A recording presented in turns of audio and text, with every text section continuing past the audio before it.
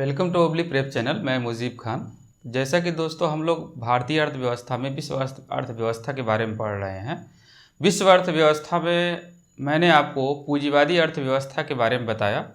अब हम बात करेंगे राज्य अर्थव्यवस्था के बारे में कि व्हाट इज स्टेट इकोनॉमी। तो चलिए इस पर चर्चा करते हैं हम लोग। राज्य अर्थव्यवस्था, राज्य अर्थव्यवस्था इंग्लिश में से कहते हैं स्टेट इकोनॉमी। तो जैसा कि आपको बताया गया था कि पूंजीवादी अर्थव्यवस्था में बताया गया था कि पूंजीवादी अर्थव्यवस्था में जो नियंत्रण होता है वो निजी क्षेत्र का होता है, यानी बाजार का नियंत्रण होता है। तो वहीं पर वस्तु एवं सेवाओं का जो उत्पादन किया जाता है निजी क्षेत्र के द्वारा किया जाता है और इनके दाम का निर्धारण मांग एवं आपूर्ति के सिद्धांत के द्वारा किया जाता है। तो वहीं पर यह अर्थव्यवस्था जो है खुली अर्थव्यवस्था को बढ़ावा देती है और इस तरह से कई कैरेक्टर बताए गए थे। लेकिन हम बात करते हैं राज्य अर्थव्यवस्था के बारे में। तो जैसा कि आप नाम से ही जान गए होंगे कि राज्य अर्थव्यवस्था का मतलब ये है कि जो इकोनॉमी पे कंट्रोल होगा वो किसका होगा, राज्य का होगा, यानी स्टेट का होगा, यानी यहाँ पे कह सकते हैं सरकार का। तो अर्थव्यवस्था पर पूरी तरह से नियंत्रण सरकार का यानी गवर्नमेंट का होगा। वस्तु एवं सेवाओं का उत्पादन सरकार करेगी। तो वहीं पर इनके दाम का निर्धारण आवश्यकता एवं आपूर्ति के सिद्धांत के द्वारा किया जाएगा। आवश्यकता एवं आपूर्ति के सिद्धांत के द्वारा किया जाएगा, यानी इसे कहते हैं इंग्लिश में by rules of needs and supply. By rules of needs and supply. तो अब यहाँ पे बात ये करते हैं कि by rules of needs and supply है क्या। जैसे किसी चीज़ की मान लीजिए वस्तु एवं सेवाओं के संदर्भ में बात हो रही है, तो अगर किसी भी वस्तु एवं सेवा की नीड्स अधिक है, सप्लाई जो है सप्लाई भी अधिक है, ऐसे सप्लाई यहाँ पर एक सिंबल के रूप में हम ये बता देते हैं कि एन का मतलब हो गया नीड्स यानी आवश्यकता, और यहाँ पे बात करें एस का मतलब यहाँ पे सप्लाई से है यानी आपूर्ति से है। तो वहीं पर जी से यहाँ तात्पर्य गुड से यानी वस्तुओं से है और एस से मतलब हो गया सर्विसेज यानी सेवाओं से है। तो अब बात ये करते हैं कि अगर मान लीजिए किसी वस्तु एवं सेवा की नीड्स अधिक है, सप्लाई भी अधिक है, तो इसका प्राइस यानी पी को मान लेते हैं, यहाँ पे प्राइस मान लेते हैं। तो प्राइस जो होगा कांस्टेंट होता है। कांस्टेंट मतलब स्थिर होता है। तो वहीं पर यही चीज़ की नीड्स कम है यानी वस्तु एवं सेवाओं की नीड्स कम है और सप्लाई भी कम है, तभी प्राइस क्या होगा, कांस्टेंट होगा। तो वहीं पर किसी चीज़ की अगर सप्लाई यानी कह सकते हैं नीड्स अधिक है, सप्लाई कम है, तो वहीं पर भी दाम फिर भी क्या होंगे, कांस्टेंट होंगे। तो वहीं पर किसी चीज़ की नीड्स कम है और सप्लाई अधिक है, तब भी दाम स्थिर होंगे। यानी आवश्यकता एवं आपूर्ति के सिद्धांत में आप देखते हैं कि वस्तु एवं सेवाओं का दाम जो होता है वो निश्चित होता है, यानी इसमें ना तो कोई वृद्धि होती है ना ही कमी होती है। इसे कहते हैं आवश्यकता एवं आपूर्ति का सिद्धांत। अगर मध्यकाल में अगर हम बात करें मिडिवल काल में, तो आप जानते हैं कि अलाउद्दीन की जो बाजार नियंत्रण नीति थी वो कहीं ना कहीं नीड्स एंड सप्लाई से जुड़ी हुई थी। तो जो राज्य अर्थव्यवस्था होती है उसमें वस्तु एवं सेवाओं के दाम का निर्धारण सरकार आवश्यकता एवं आपूर्ति के सिद्धांत के द्वारा तय करती है। यानी कहने का मतलब इनके संदर्भ में जो मूल्य तय किया जाता है उसे कहते हैं प्रशासनिक मूल्य। यानी सरकार जो वस्तु एवं सेवाओं का दाम करती है तय करती है उसे कहते हैं एडमिनिस्ट्रेटिव प्राइस। तो यहाँ पर आप देखते हैं कि सरकार जो है पूरी तरह से अर्थव्यवस्था को कंट्रोल करती है। तो वहीं पर यह अर्थव्यवस्था देखा जाए सरकार के नियंत्रण में कार्य करती है। सरकार का अर्थव्यवस्था के आंतरिक मामलों में हस्तक्षेप भी होता है। तो वहीं पर यह अर्थव्यवस्था हस्तक्षेप की नीति यानी लेसे पासर पॉलिसी पर कार्य करती है। तो ये कैरेक्टर बिल्कुल देखा जाए जो पूंजीवादी अर्थव्यवस्था थी बिल्कुल इसके अगेंस्ट में है। यानी पूंजीवादी अर्थव्यवस्था में सब कुछ बाजार निजी क्षेत्र कर रहा है और राज्य अर्थव्यवस्था में सरकार कर रही है। तो भी ये माना जाता है कि राज्य अर्थव्यवस्था में व्यक्ति की जन्म से लेकर के मरण तक की जिम्मेदारी जिसको कहते हैं फ्रॉम क्रेडल टू ग्रेव वो सरकार की होती है।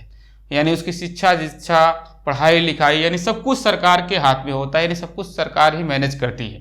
तो अब बात ये करते हैं कि क्या राज्य अर्थव्यवस्था इसके जनक कौन है। तो राज्य अर्थव्यवस्था के जनक की अगर हम बात करें तो यह अर्थव्यवस्था देखा जाए तो कार्ल मार्क्स की विचारधारा से प्रभावित है।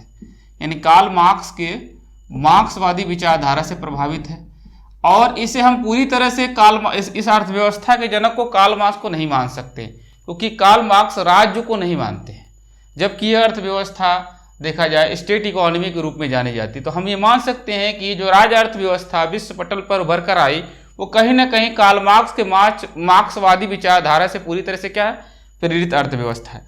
अब कि क्या किसी दुनिया में ये स्टेट इकोनॉमी लागू है? तो आपको बता दें कि राज्य अर्थव्यवस्था देखा जाए व्यवहारिक रूप में दुनिया में दो रूपों में लागू है। एक को कहते हैं समाजवादी अर्थव्यवस्था और दूसरे को कहा जाता है देखा जाए तो साम्यवादी अर्थव्यवस्था। तो चलिए एक एक करके बात करते हैं कि जो राज्य अर्थव्यवस्था है उसमें समाजवादी अर्थव्यवस्था और साम्यवादी अर्थव्यवस्था में बेसिक डिफरेंस है क्या। चलिए शुरुआत करते हैं इसके बारे में। तो राज्य अर्थव्यवस्था, राज्य अर्थव्यवस्था ये दो रूपों में लागू है। एक को कहते हैं समाजवादी, समाजवादी अर्थव्यवस्था, इसे कहते हैं सोशलिस्ट इकोनॉमी, सोशलिस्ट इकोनॉमी। तो वहीं पर दूसरी अर्थव्यवस्था है उसे कहते हैं साम्यवादी, साम्यवादी अर्थव्यवस्था। इंग्लिश में इसे कहते हैं कम्युनिस्ट इकोनॉमी,